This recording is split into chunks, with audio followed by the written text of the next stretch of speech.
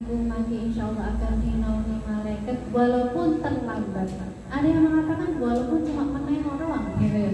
Menengok doang sudah dapat barokahnya sebuah majelis ilmu. Begitu ya Bunda. Jadi kita saran-saran di sini kita menyiapkan karena Allah Subhanahu Wa Taala. Jadi niat itu sesuatu yang sangat urgent, sesuatu yang sangat penting. Oke. Dan hari ini alhamdulillah saya dimintain ya karena bukan karena apa-apa, ini karena berbagi ilmu, karena saya juga belajar dalam proses belajar dalam menerapkan sebuah karakter. Itu adalah membangun karakter dan kemajuan anak sejak usia dini. Dan tak lupa selawat serta salam kita haturkan kepada Nabi Agung Muhammad SAW dengan datangnya beliau, hadirnya beliau. Kita semua kalau boleh saya bertanya, jangan yakin betul, iman betul kalau Rasulullah itu ada sebaik-baik kutwah, sebaik-baik contoh. Dia nama betul. Kalau enggak nanti selama materi tak boleh protes. Karena kalau Rasulullah itu adalah contoh terbaik kita, maka segala halnya itu kita mengadopsi dari beliau. Dan lagi-lagi setiap detik itu ada, kalau kita mau proses pembelajaran itu memang kita akan menghadapi banyak tantangan, banyak lagi yang perlu harus dikerjakan, banyak lagi yang perlu diselesaikan. Itu ketika kita mengacu kepada Rasulullah, masya Allah akan lebih mudah. Hati kita juga akan lebih tenang menjalani seorang apalagi ibu itu tidak ada penghargaan kepada ibu, gitu kan nggak ada. Adanya adalah kita sendiri yang berapresiasi diri kita. Mari kita memperbanyak sholawat kepada Nabi Muhammad SAW.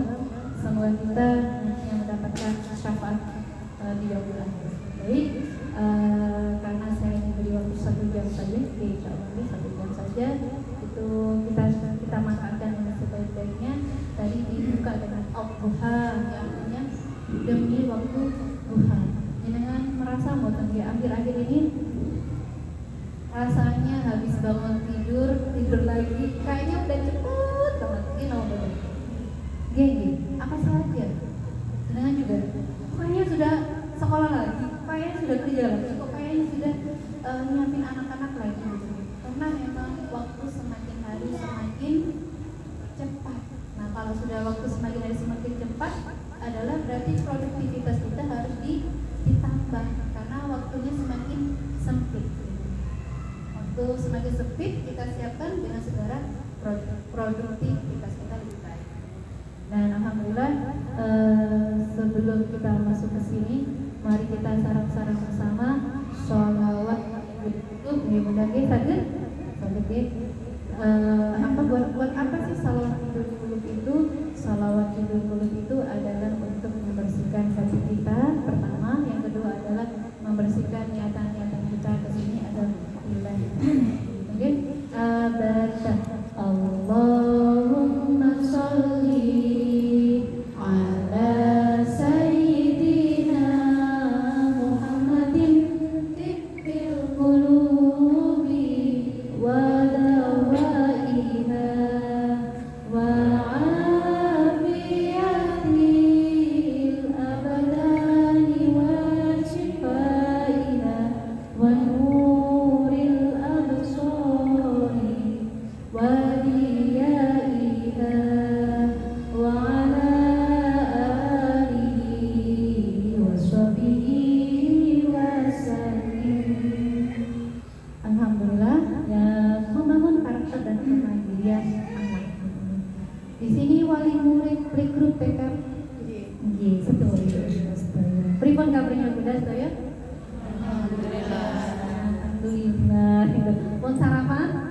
Sampun, wonten bapaknya, selamat datang Bapak nggih. Jadi kalau pas waktu pagi itu kita harus afirmasi positif kepada diri. Alhamdulillah, aku bahagia, aku happy. Hari ini aku menyiapkan anak-anak dengan bahagia. Jadi harus bahagia, rezeki itu kurang-kurang. Afirmasi diri kita, begitu kan? Setiap pagi, biar apa? Biar ada namanya hukum ketertarikan. Hukum ketertarikan itu luar biasa, sangat kekuatannya itu setajam gravitasi. Baik, kemandirian, karakter dan kemandirian. Sebelumnya kita kupas ya, apa makna karakter itu sendiri. Monggo slide berikutnya. Ini sebelumnya, saya perkenalkan diri saya dulu. Nama saya Dwi, ya. Biasa dipanggil Bunda Dwi atau Mbak Dwi, atau di tempat kantor biasanya panggil Bu. Kalau di pas pengawasan namanya Ustazah. Tapi juga nggak pantas juga ya Ustazah yang punya masih minim gitu ya. Dipanggil biasanya Bunda ya. Slide berikutnya, Ustazah akan masuk karakter. Saya aktivitas saya mungkin sudah semua. Yang pertama adalah saya ibu rumah tangga dengan 3 orang anak. Yang kedua adalah saya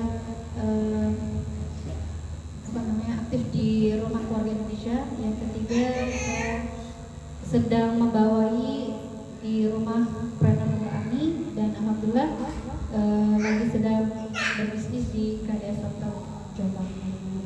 Jadi walaupun kegiatan kita banyak, insya Allah kita juga bisa produktif dan mengurus anak. Karena tugas utama kita adalah tugas utama kita adalah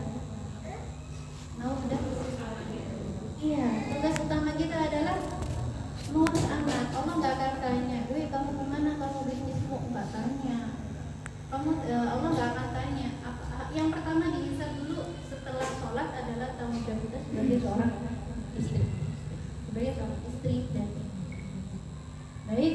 Kita akan kupas karakter itu apa sih sebenarnya karakter? Yo karakter yang menukui, terus kepribadian itu gitu ya. Yo karakternya menukui. Nah, kita kalau bisa mengupas sedikit membedakan karakter dan kepribadian, insya Allah jenengan pasti akan kepingin hamil ulang karena nanti dulu dari mana gitu.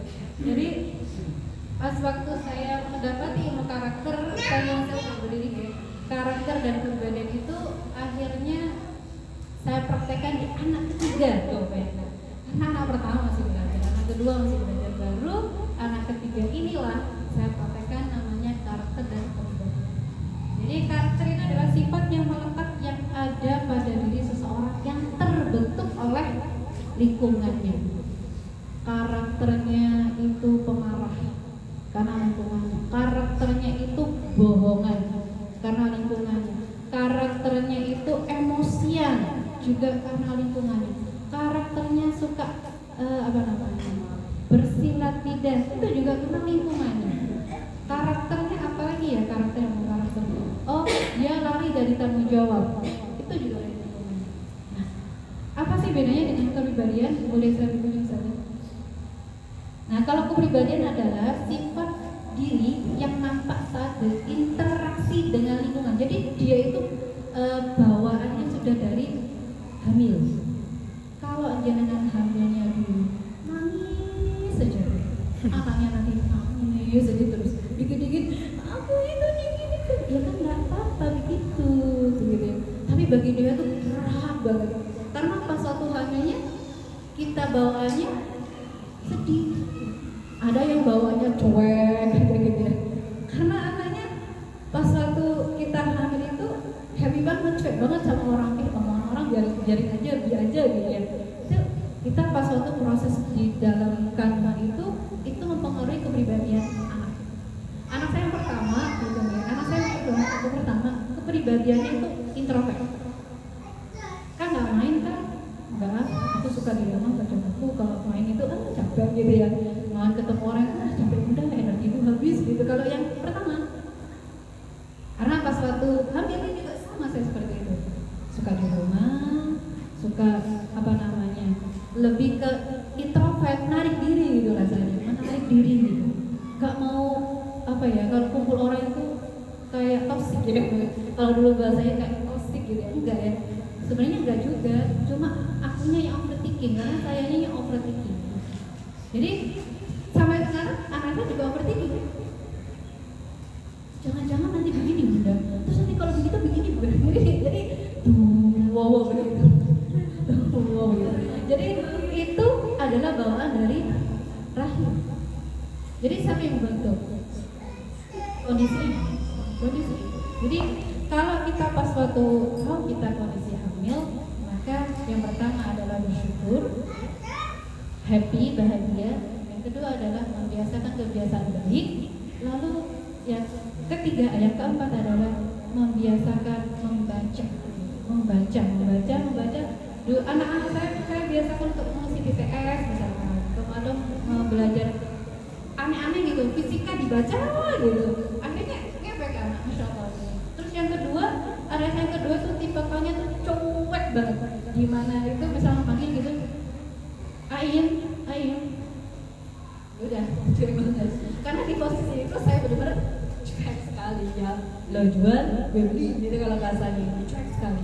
Ini kepribadian dia yang nomor 2 itu berbeda. Dan dia ekstrovert. Kalau teman-teman, aduh gitu ya, ini senang gitu. Karena saat itu saya juga suka kumpul-kumpul sini, ini sini. Dan yang nomor 3 adalah gabungan itu. Masya Allah, ini beda-beda. 3 anak kok beda-beda sih kadang-kadang. Ini anak dari rahim yang sama beda semua. Ya iya bunda, jenengan hamilnya kondisinya beda-beda. Mungkin anak pertama pas lagi sedang perintis usaha gitu ya, jadi melo gitu ya. Anak yang kedua sudah berhasil gitu ya, jadinya fightingnya gede. Nah anak yang ketiga mungkin posisi di jaya-jayanya mungkin gitu. Nah itu dia lagi stagnan. Nah karena berbeda itu, jenengan harus paham. Oh anakku pribadinya kayak gini. Nah oleh karena itu boleh aku semuanya, proses kehamilan itu adalah sangat next is that. Next. Ya, terus kenapa? Jadi yang bisa diotak-atik bukan kepribadian, karena kepribadian itu sudah dari rahim. Sudah agak kita itu kalau misalkan mau mengotak-atik kepribadian dia dari introvert ke extrovert itu agak effort gitu ya. Jadi kalau misalkan karakter itu kita ngubahnya itu effortnya 5. Tapi kalau kepribadian, kalau kita ngubahnya itu effortnya itu butuh 8. Jadi lebih effortnya lebih tinggi.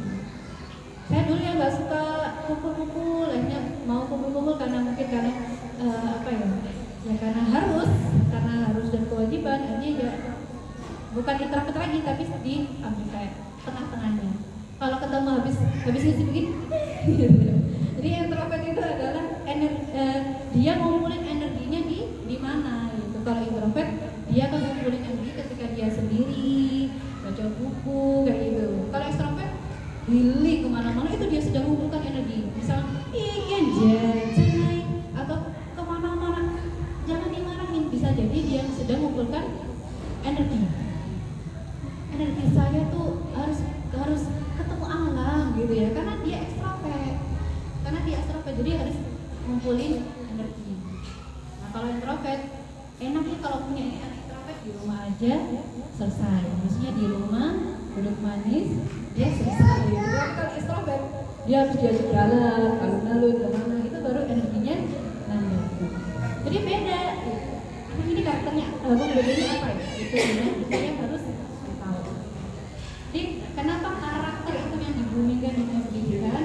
Sebab karakterlah yang bisa diubah dan karakterlah yang mampu mewarnai kehidupan anak itu bahkan bangsa.